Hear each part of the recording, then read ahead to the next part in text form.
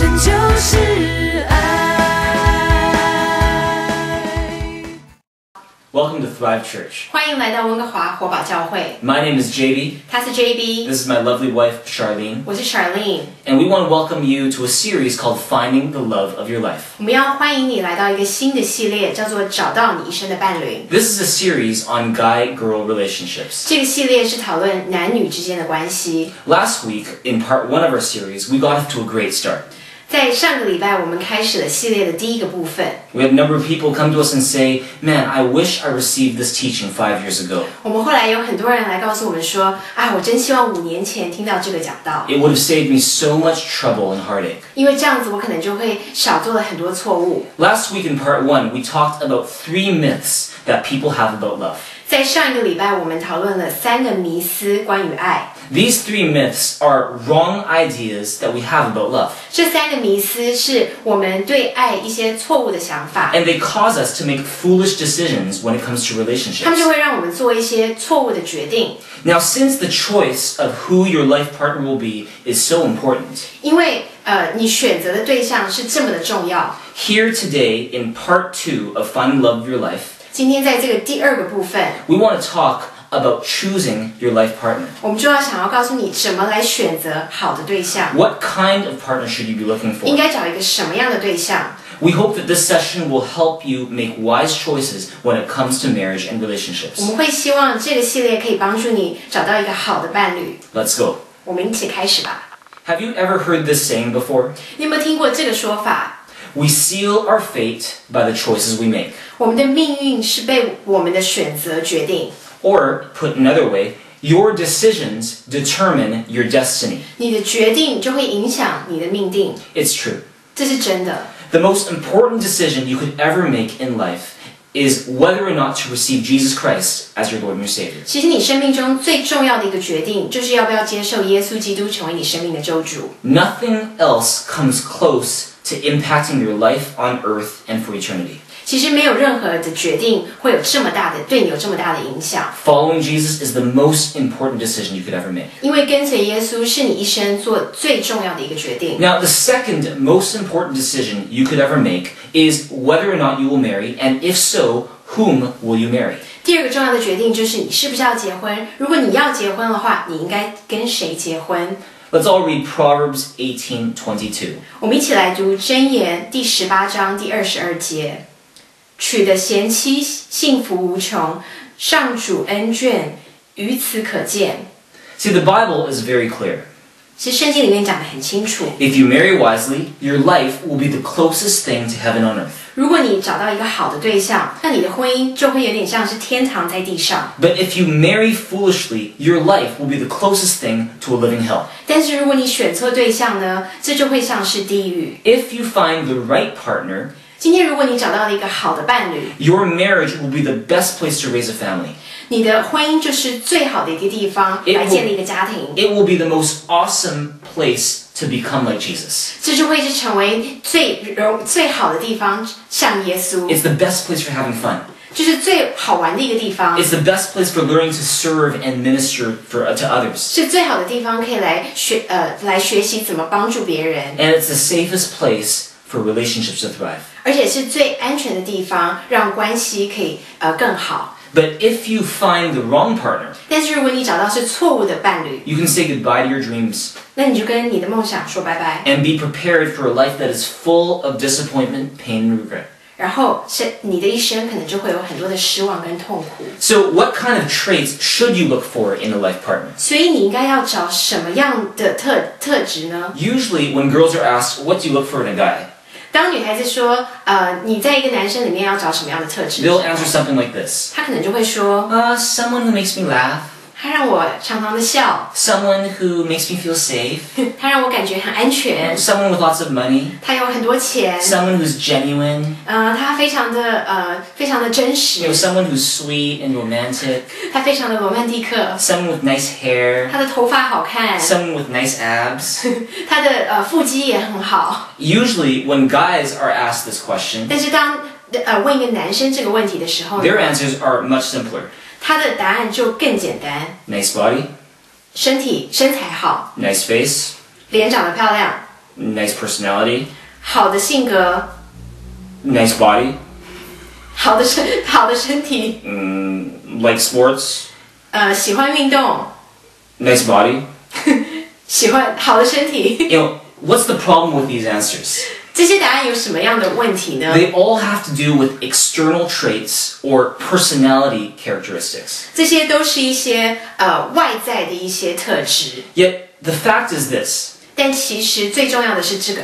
Looking for external traits or personality traits only is not enough.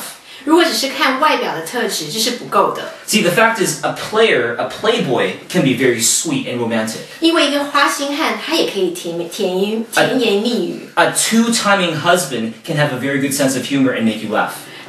一个脚踏两条船的人，他也可以常常的对你，让你笑。 An evil dictator can have lots of money. 一个邪恶的独裁者，他也可以有很多钱。 A woman who is unfaithful can have a very nice body. 一个常常有外遇的女孩子，她也可以有一个非常美丽的身体。 And a serial rapist can have nice hair and tight abs. 一个强奸犯，他也可以有一个帅气的头发，还有结实的腹肌。 But how many of us would choose to marry a playboy? 但是我们有几个人会想要嫁给一个花心汉， Or a two-timing husband? 还是一个脚踏两条船的 Or 丈 an 夫 evil 呢？ dictator? 还是一个邪恶的独裁者？ See, what's my point here? 我在说什么呢？ Focusing on external characteristics or personality traits alone will not necessarily lead you to the right partner. 当我们只看待外在的一些特质的时候，这不会是找到一个好的伴侣。 See, the most important thing to focus on when finding a life partner is character.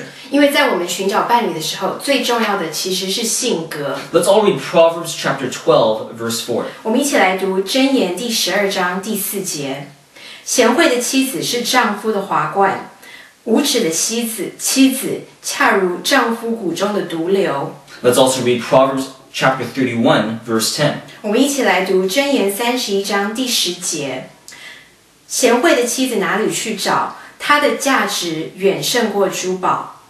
Finally, let's look at Proverbs chapter 20, verse 6. 我们来读箴言第20章第6节：自以为忠信的人很多，货真价实的有几个。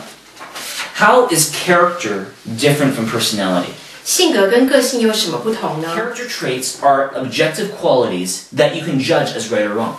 性格的特质，它是一个客观的一个特质，它是可以来看好或是不好。 Qualities like honesty, 比如说诚实、 trust, 守信、 courage, 勇敢、 respect, 尊重， integrity. 还有诚信。 See, character traits have a moral weight to them. 性格的特质在道德上是有分量的， They speak to the quality of the person you're talking about. 它代表了一个人他的素质。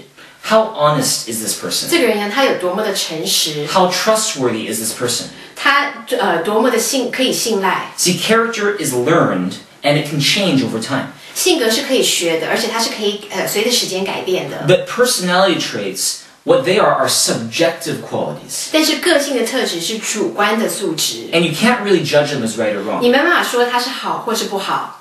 Things like outgoing, 比如外向、 being shy, 害羞、 being funny, 幽默、 being serious. 认真。 See, personality traits don't have any moral weight to them. 因为个性的特质是没有道德分量的。 You're not a worse person because you're not outgoing. 你如果不是那么的外向，其实你不会是一个不好的 You're 人。 not a better person because you're shy. 如果你害羞的话，并不代表你是更好的人。 See, personality traits are God-given.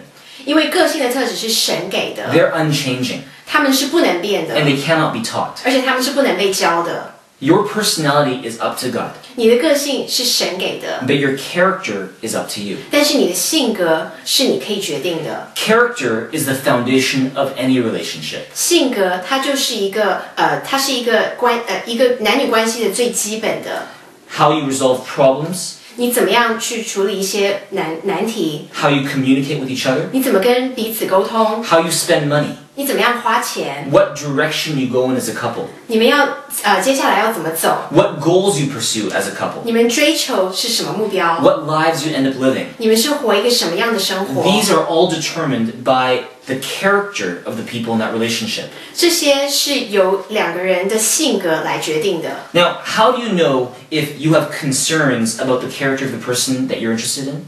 那你要怎么样才知道说这个人的性格有没有问题呢？ Well, for starters, you can ask yourself the following questions about the person's character. 你可以问以下的几个问题。 Number 1, 第一个问题， if I married that person right now, 如果我现在跟这个人结婚， and that person does not change a single bit for the rest of our lives, 然后他接下来永远都不会再改变了， would that be good enough for me? 那这样子够好吗？ Question number 2, 第二题， would I want to have a child with this person? 我会想跟这个人生一个小孩吗？ Would you? 你会吗？ Number 3, 第三， would I want to have a child just like this person? 我会希望我生出来的小孩跟他一模一样吗？ Would you? 你会吗？ And question number 4, 第四题， do I want to be more like this person? 我会更多想要像这个人一样吗？ If your answer to any of these questions is no, 如果你回答的是否， you may have concerns about that person's character that you don't even know about right now. 那你可能对那个人的性格是有一些疑问的。 Let's talk about common mistakes that we make when it comes to relationships and character. 我们来讨论常见的一些错误。 Mistake number 1, 错误的第一个， falling in love with the person's potential, not the person's character. 爱上一个人的潜力，而不是一个人的性格。 So in those 2 blanks, you can write down potential, 所以你在那个在你的空题里面可以写潜力， and the second blank, you can write down character. 第二个里面你写性格。 See, a lot of people make this mistake.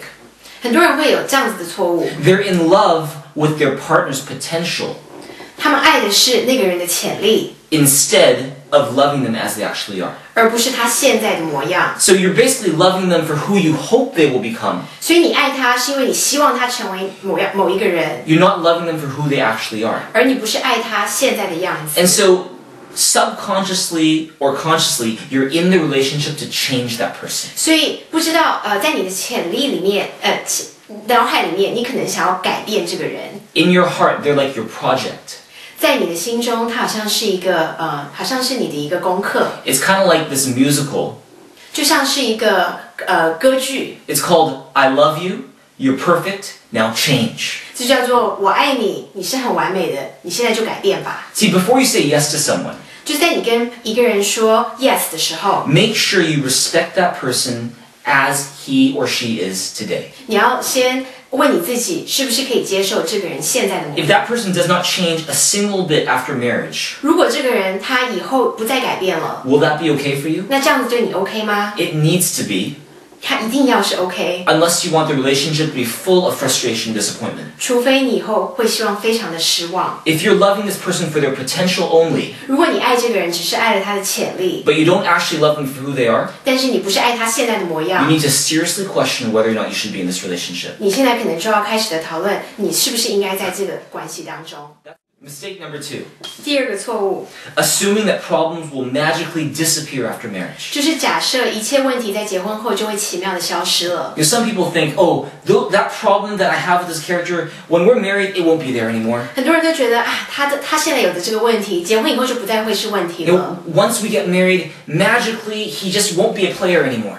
就是我们结婚以后呢，很奇妙的，他就不再会是花花公子了。 You know, when we're married, he'll be so much in love with me that he'll stop having a bad temper.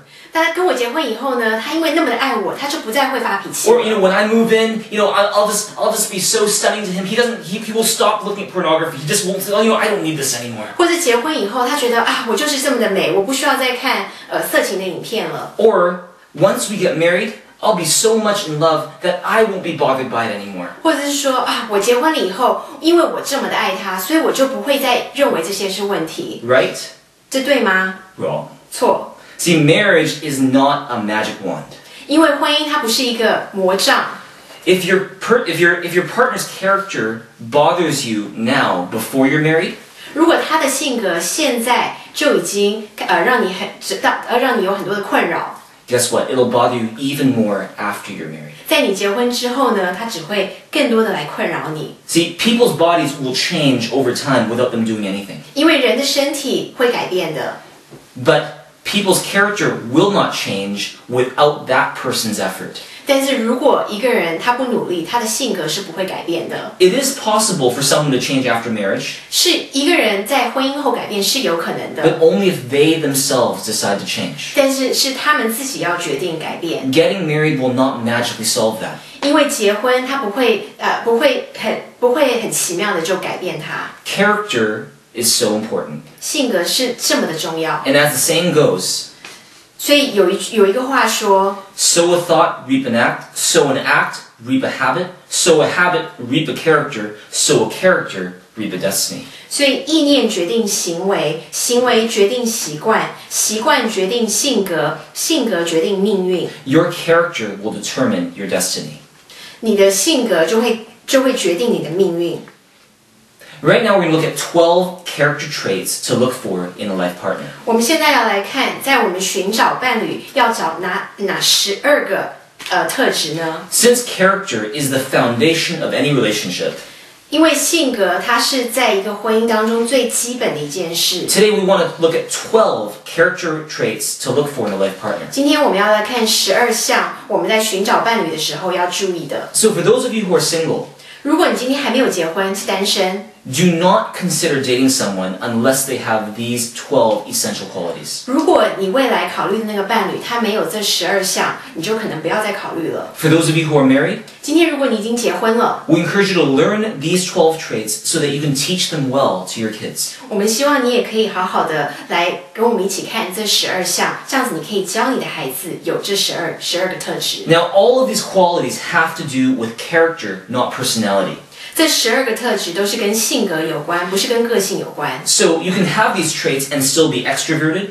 所以你可以有这些性格，而且你还是可以非常的外向。 You can be analytical. 你也可以很喜欢分析， You can be emotional. 你也可以有很多的感 You can 情， be introverted. 你也可以是很内向， You can be musical or tone deaf. 你也可以就是很有音乐的天分， You can be rich or poor. 你可以是有钱或是没有 You 钱。 can be Chinese or not Chinese. 你今天可以是中国人，也可以不是中国 And you can 人， still have these character qualities. 你都还是可以有这12个个性，12个性格。 Now, as we go through these 12 qualities, 所以在我们讨论这12个性格的时候， occasionally I'm going to tell you about a red alert.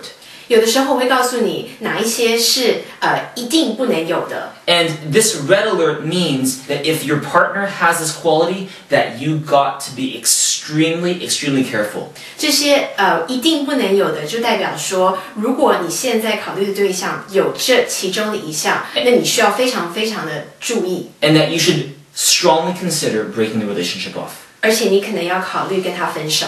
Let's go. 我们一起来看， The first characteristic is puts God first. 第一个特质就是把神摆在首位。 The most important trait you need to look for in a spouse is someone who puts God first. 最重要的一个特质，在你寻找伴侣，就是这个人他要把神摆在首位。 Every other characteristic that we're going to talk about today flows from this one characteristic. 我们要讲的所有的特质，其实都是从这一个特质里面出来的。 In other words, if your partner really puts God first, 这就是说，如果今天你的伴侣他真的把神摆在首位， sooner or later he will naturally display all the other characteristics that we're talking about today. 他早晚都会有其他这11项。 What does it mean to put God first? 什么叫做把神摆在首位呢？ We're not just talking about someone who goes to church 我们不是说只是一个单纯去教会的人， or someone whose family background is Christian. 或是他的家庭背景是基督教。 We're talking about someone who's made a personal commitment to Jesus Christ. 我们在讲的是，今天他已经决定跟耶稣基督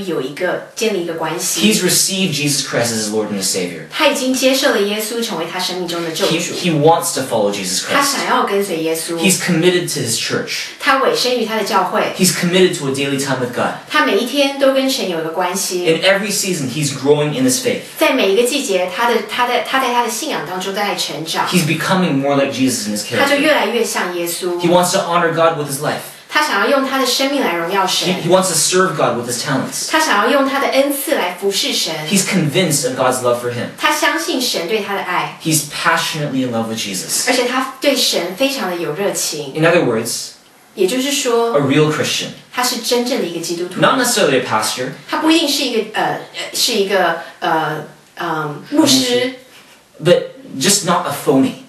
但他不是一个假的基督徒， not just a churchgoer. 他不是只是去教会的一个人， Someone who has a track record, a history of saying, I'm serious about Jesus. 他有一个历史，这个历史就是他对耶稣非常非常的热忱。You know, the world says, find someone who's going to put you first and make you his number one priority. 这个世界告诉我们的是说，找到一个人，他会把你摆在第一。 But God says, find someone who loves me first. 但是耶稣说，找一个人，他是先爱我的， Because when you do, 因为当你找到了 that person will love you even better than someone who puts you first. 这个人，他会更多的爱你。 Matthew chapter 6, verse 33. 马太福音第6章第33节，你们要先追求上帝主权的实现，遵行他的旨意，他就会把这一切都供给你们。 Proverbs chapter 31, verse 30. 箴言第31章30节，娇艳是靠不住的，美容是虚幻的，只有敬畏上主的女子应受赞扬。 Finally, Proverbs chapter 14, verse 26. 箴言第14章26节，敬畏上主就有依靠，他的家人安全稳妥。 Putting God first is the most important trait you need to look for in a life partner. 把神摆在首位是最重要的一个特质， It will save you so much trouble 因为它会帮助你很多， and it'll bring so much benefit. 而且以后会带给你非常多的好处。 Characteristic number 2, 第二个特质， loves their family well. 深爱他的家人。 1 Timothy chapter 5, verse 8 says, 在提摩太前书第5章第8节说，如果有人不照顾亲戚，尤其是自己家里的人，他就是背弃信仰，比不信的人还要坏。 if you're interested in someone, 如果你今天喜欢一个人， you want to watch the way that person treats those closest to him. 你要来看这个人他是怎么对待他的家人， That's because the way he treats those close to him will be telling of the way that he will treat you. 因为他怎么对待他的家人，他就会怎么对待你。 How does that person treat their parents? 这个人他怎么对他的父母呢？ Does he honor and respect them? 他是尊重他们的吗？ How does that person treat their brother and sister?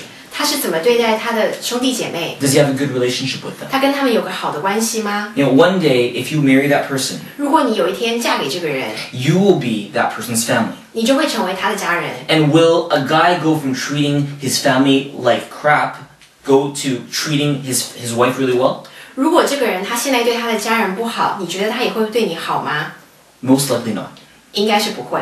So find someone who treats her family well as a priority, because one day you will be part of that family. 所以你要找一个人，他是很爱他的家人的，因为有一天你就会成为他的家人。 Characteristic number 3, 第3点， be responsible and dependable. 他负责而且可靠。 You want to find someone who has a track record of being responsible. 你要找到一个人，他是常常非常可靠的。 When that person agrees to do something, he finds a way to get it done. 这个人他如果说他要做一件事情，他就会把这件事情做到。 You can count on him in the little things. 你可以在小事情上，相信他。 How does that person handle responsibilities on a team? 这个人他在一个团体里面，他是怎么样来达到他的任务呢？ How does that person manage their money? 这个人他是怎么管他的财务？ How does that person manage their time? 这个人他是怎么管他的时间？ Are they punctual or are they often late? 他是常常迟到呢，还是常常守时？ Do they forget to do things often? 他会不会常常忘记做一些事情？ You know, unless a miracle takes place, 除非今天有一个奇迹， or that person works hard to change. 或者是这个人他非常的努力改变。 Someone who is irresponsible before marriage will not suddenly become responsible after marriage. 如果他在结婚之前他是不负责任的，他结婚后也不会变得负责任。 Luke chapter 16, verse 10. 在路加福音第16章第10节，一个人在小事上靠得住，在大事上也靠得住；一个人在小事上不诚实，在大事上也不诚实。 Now this leads us to our first red alert of the day. 这就是看到我们第一个绝对不能有的特质。 That red alert is if the person is consistently, you can write this down, irresponsible. 你要写下来，这个人他如果常常不负责任， That person, in other words, is always late, they're always forgetting things. 所以他常常迟到，或者他常常忘记一些事情。 He says he'll do something, then he forgets. 他说他会做一件事情，但是会忘记 You know, 了。 whatever responsibilities you put in his hand always somehow slip through his fingers. 不管你是给他什么样的任务，他好像常常都会做不到。 Do not say yes to someone who is consistently irresponsible. 你绝对不要跟这个人说 yes。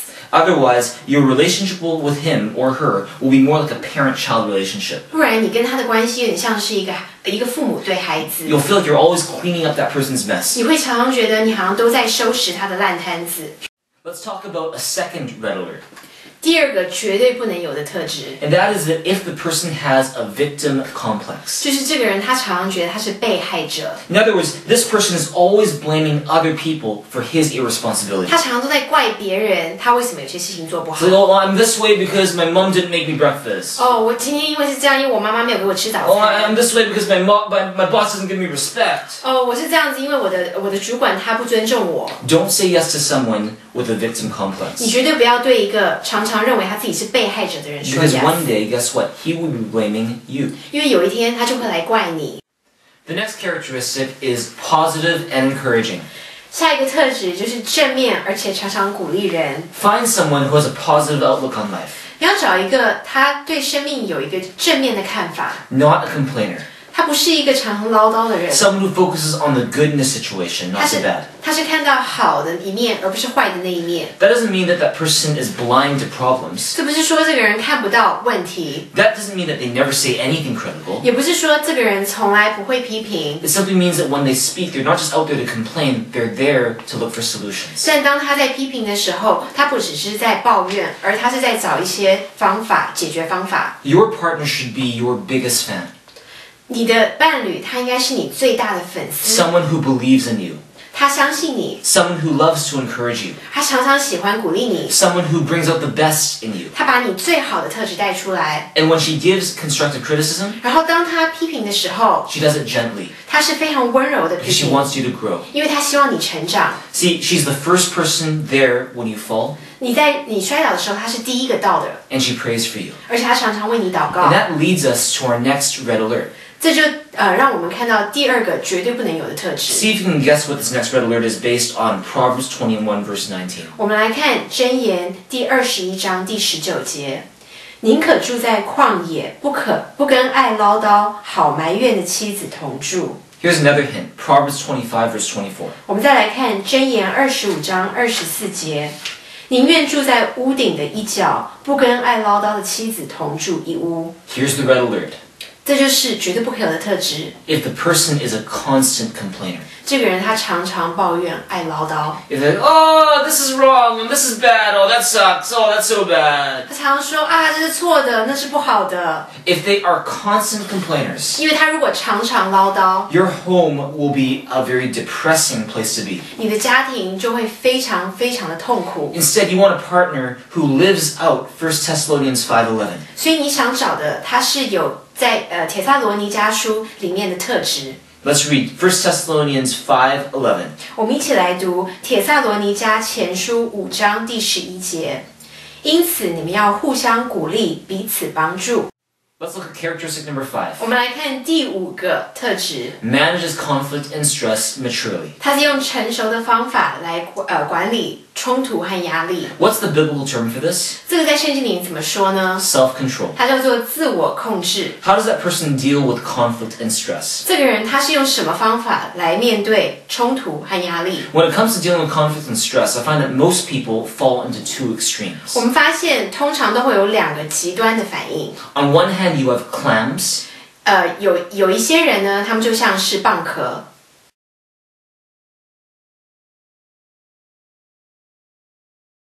On the other hand, you have puffer fish. 另外呢，他们看起来就像是河豚。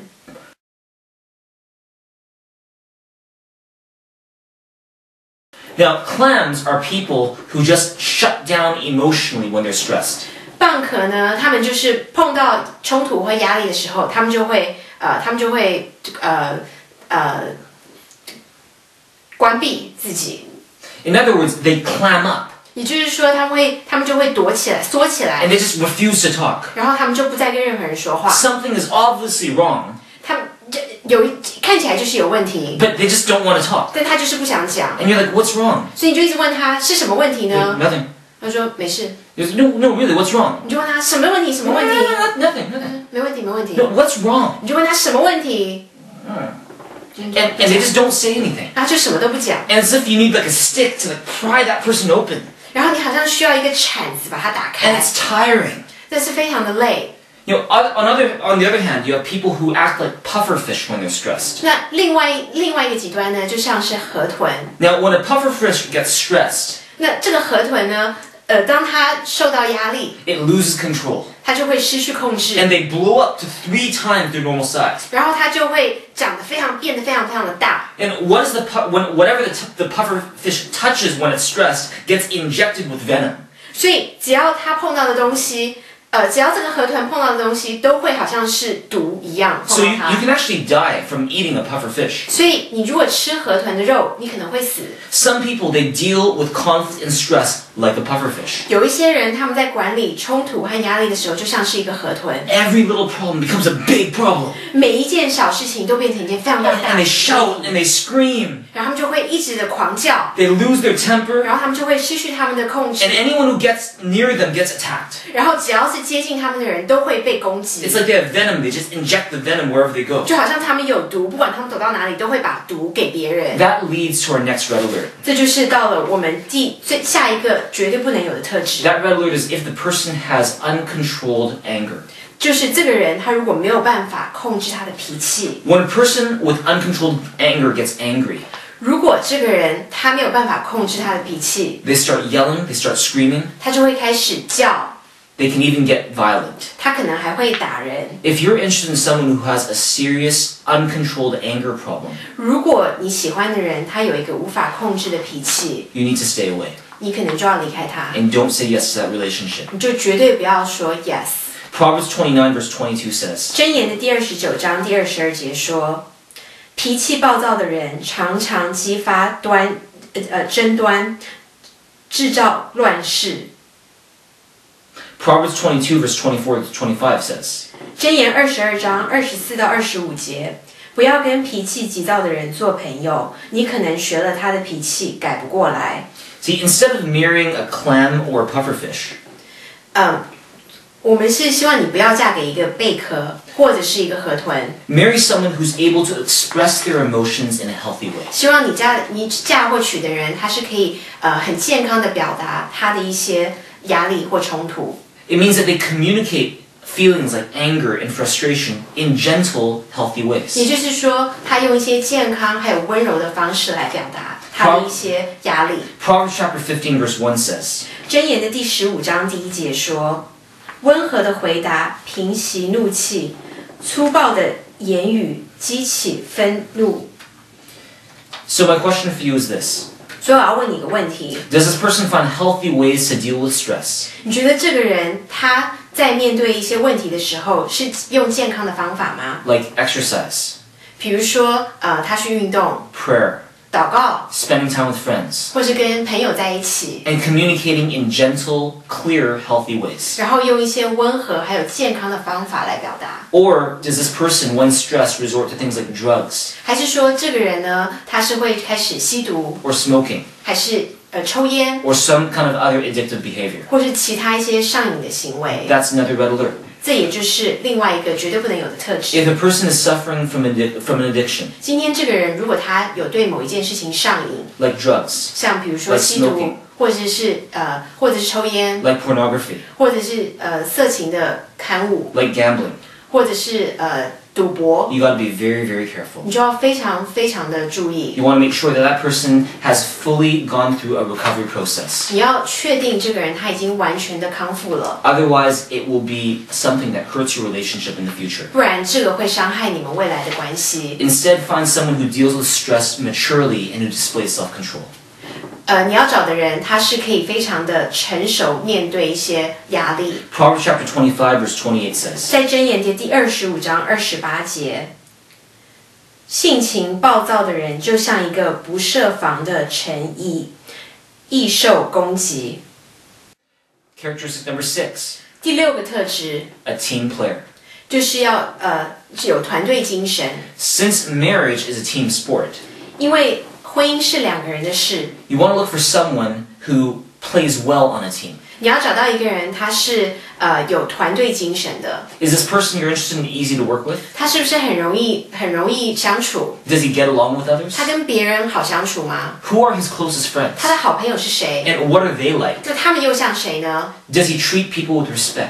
他尊重别人吗？ Or does he have what I call a WRAM attitude? 还是他有一个 WRAM 的态度 WRAM stands for The World Revolves Around Me. ？WRAM 的中文意思就是这个世界是围绕着我。 Is he sensitive to other people's feelings? 他对别人的感觉有任何的感觉 Is he 吗？ willing to compromise or sacrifice for the sake of the team? 他愿意委身自己为了他的团队吗？ Or does he always insist he has to have his way? 还是他永远都是说一定要是我的方法？ Ephesians chapter 5 verse 21 says this. 以弗所书的第5章第21节说：“你们要彼此顺服，因为你们是敬畏基督的。” Here's a red alert.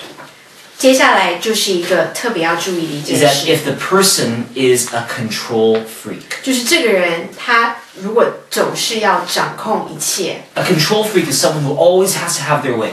这个人他要掌控一切，就是他永远都要用他自己的方法来 They 做事。 refuse to listen to anybody else. 他不愿意听别人的想法。 They say, I have it this way, this is my way, I'm going to do it this way. 他说：“这是我的方法，而大家就一定要跟着我的方法来做这件事。” If you are considering marrying someone who's a control freak, 如果今天你要嫁的一个人，他是一个喜欢掌控一切的人， you want to be very, very careful. 你要非常非常的小心。 Number 7, 接下来第7点， hardworking. 努力认真。 Proverbs chapter 10 verse 4. 箴言第10章第4节，懒惰使人贫穷，勤劳使人富足。 Proverbs chapter 12 verse 27.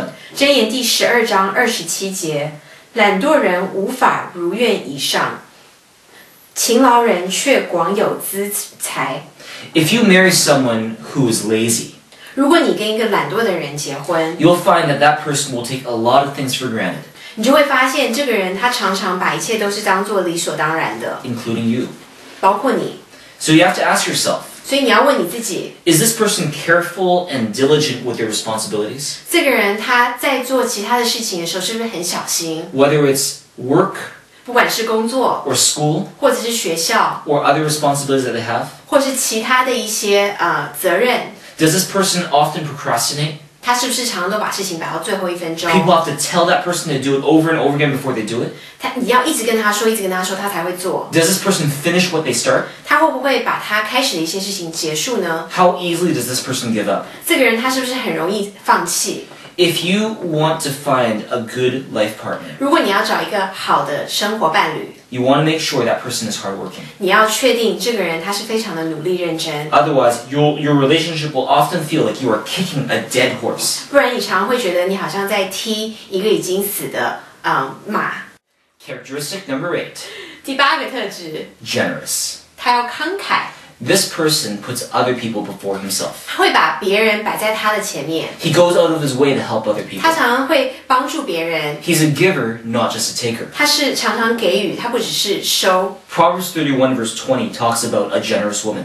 箴言的第31章第20节讲的就是一个非常慷慨的女人。 Let's read it. 我们一起来读。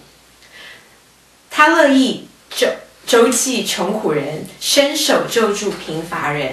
Proverbs 11:25 talks about a generous man. 在箴言的第11章25节讲的是慷慨的一个男人。 It says, 慷慨好施，更加发达，帮助别人，自己受益。 you want to find someone who is generous. 你要找到一个人，他是非常慷慨的， And if you do, you will be blessed. 因为你找到这个人，你就会得到祝福。 Not someone who's tight-fisted. 他不是什么都放在自己的手 They're 中， always looking to get. 他一直都是要收到自己的好处， But someone who's naturally someone who wants to give. 但他非常的乐意的给予别人。 Characteristic number 9, 第9个特质， integrity. 诚信。 What is integrity? 什么是诚信呢？ Integrity is when your behavior matches your beliefs. 诚信呢，就是当你的行为跟你的理念是一致的， It's when your feet match your lips. 当你的脚跟你的嘴做的是一样的， It's when your actions and your words are consistent. 当你的行为跟你的话语是一样 Let 的。 me ask you this question. 我来问你这个问题： Is the person you're interested in a person of integrity? 你现在喜欢的这个人，他是有诚信吗？ You'll know by asking the following 你 questions. 可以知道，就问以下的几个问题。 Does this person aim to live according to God's moral standards? 他会想要活出神的高标准， Or does this person cut corners when no one was watching? 还是说他平常在没人看到的时候，他就随便做？ Can you trust what this person says? 你能相信这个人说的话吗？ Can you take his words seriously? 你可以认真听到他的话吗？ When that person makes a mistake, 当这个人犯错时， does that person admit it and apologize? 他会承认，然后会说对不起吗？ Or do they make excuses and say, oh, it wasn't my fault? 还是说他会说哦，这不是我的错？ Does the person love to talk trash about other people? 这个人在别人的后面是不是常常会讲闲话？ See, when there's integrity, there's trust. 因为当有诚信的时候，就会相信。 Proverbs chapter 11 verse 3 says, 箴言11章第3节说：“正直人的纯正并引导自己，奸诈人的乖僻必毁灭自己。” this brings us to 2 red alerts. 这里我们就看到2个要特别注意的事项， You want to really watch out for these. 你真的要特别的注意。 The first red alert is if the person is already in a relationship. 第一个就是如果这个人他已经有另外一个女朋友或男朋友了， Or is already married. 或者他已经结婚了。 If that person is chasing after you, 如果这个人他还在追你， get away as quickly as you can. 你赶快跑。 If that person says, oh yeah, we're still together, 如果这个人说哦，对我们还是在一起， but I don't love her anymore. 但是我不爱他了， I love you. 我爱的是你。 If that's the case, 如果是这样子， get far, far away from that person. 你要远离这个人。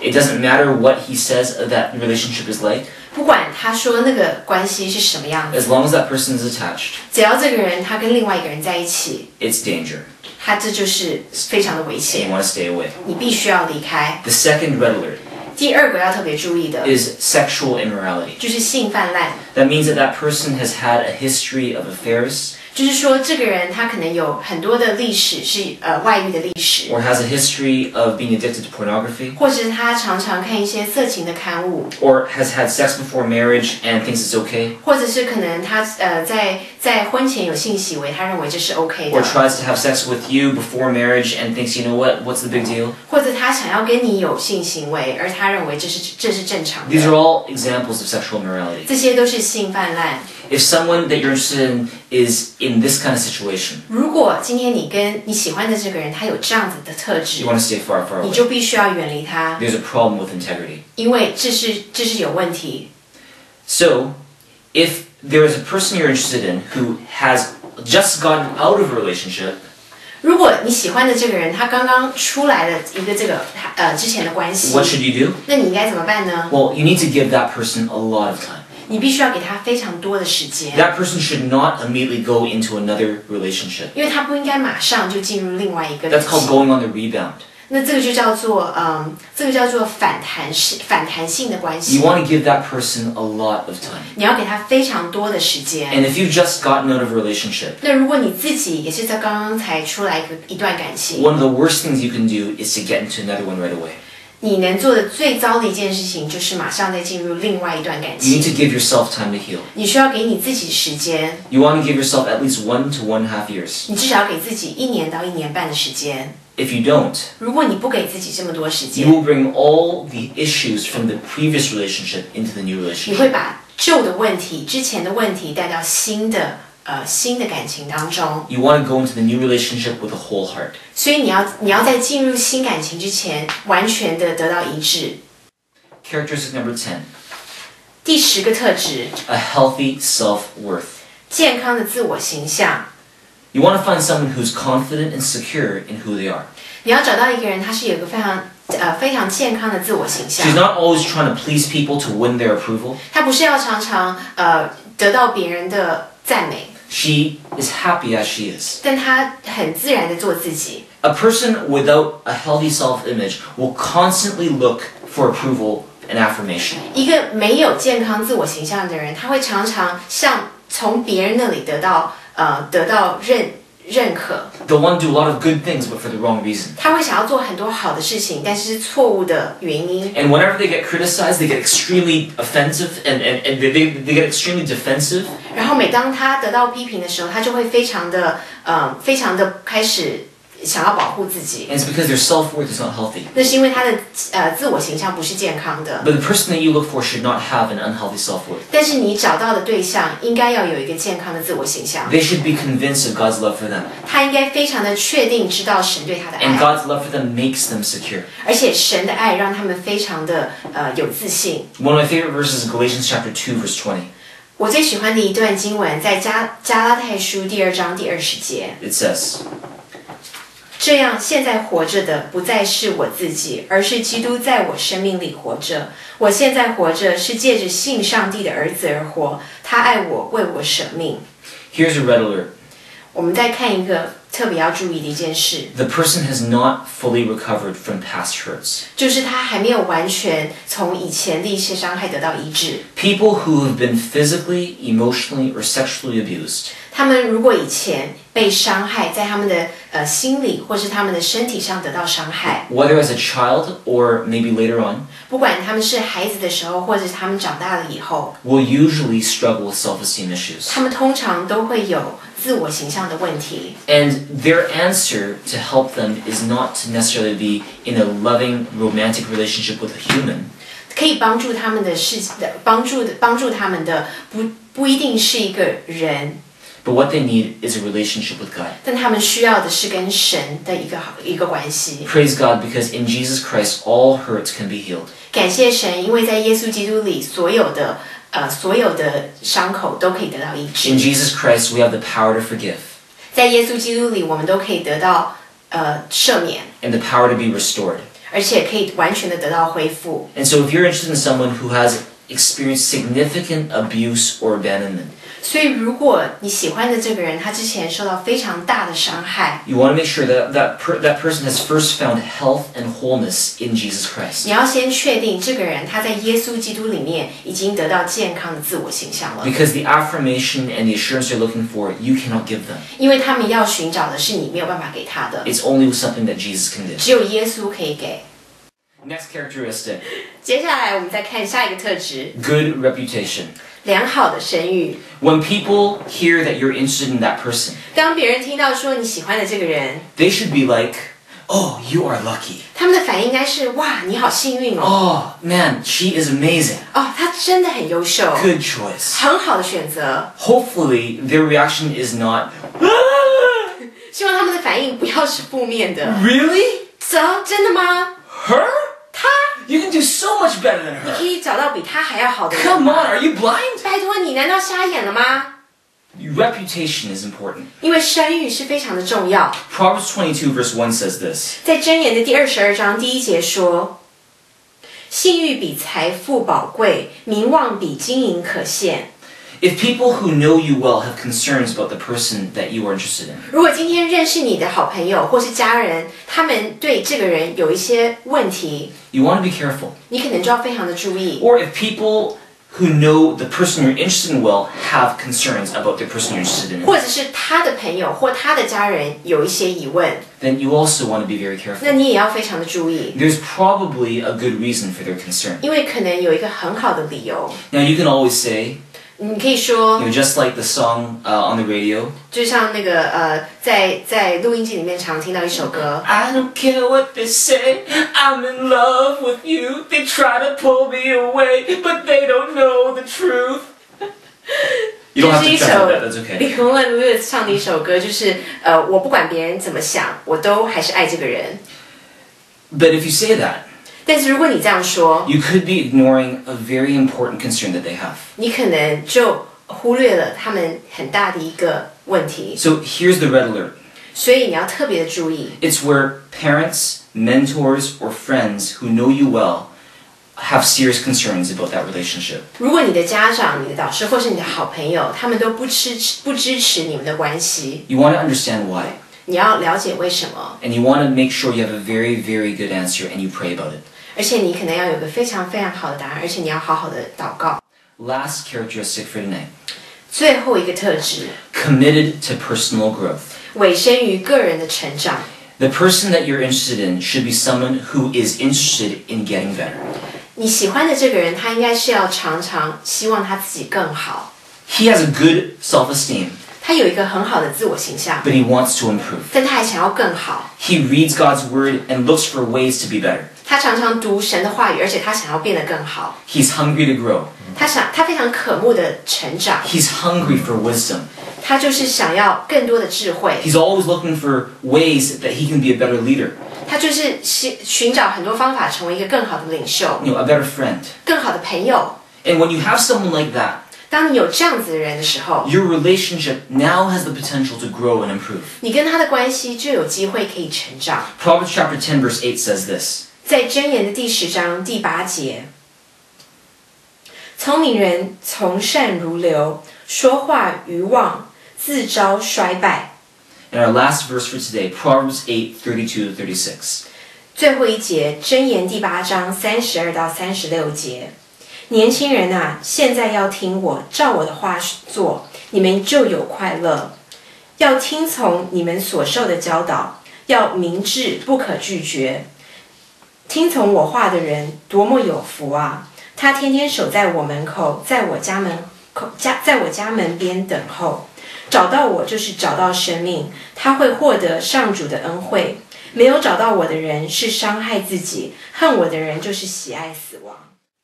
The whole goal of today's session is to give you wisdom about what kind of partner you should be looking for. 今天我们在说的只有一个目的，就是要让你知道怎么样找到另外一个伴侣。As we go through these 12 traits, I hope you can see that if even one of these 12 traits is missing, it's going to create problems later on. 我希望你可以看到说，如果这12个特质里面，其中有一个没有，那这未来会造成你很大的困扰。So if the person that you're interested in does not have these 12 traits, 所以如果你现在喜欢的这个人，他没有这12个特质， then that person is simply not ready to be in a relationship with you. 那这个人他好像还没有准备好跟你开始一个交往。 And saying yes now to a relationship with them would be a mistake. 如果你现在就跟他开始交往，那这可能就是一个错误的选择。 You should pray for that person, 你可以为这个人祷告， but you should not say, you know what, that person is definitely the one. 但是你不应该说这个人他就是我未来会嫁过去的。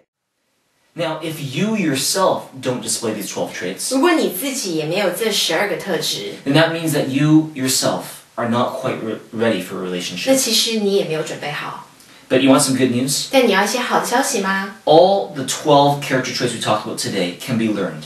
这12个特质我们都可以学来 You，can develop them. 而且你可以发展它们。 It will take work, 它会需要努力， but you can do it. 但是你做得到。 And here at Thrive, we are committed to helping you develop these 12 traits. 在这个教会，我们就是要帮助你发展这12个特质， With God, all things are 因 possible. 为我们相信在神凡事都能。 This brings to an end part 2 of finding the love of your life. 我们就要结束找到你一生伴侣的 Part 2。 In the next and final part of this series, 在我们最后的一个 part， we're going to look at the importance of compatibility. 我们就要看合适度， It's going to be a lot of fun. 它会非常的好玩， You don't want to miss it. 你绝对不想要错过。 We'll see you soon. 我们下礼拜见， God bless you 神祝福你， on your way to finding the love of your life. 在你寻找你生命中的另外一半。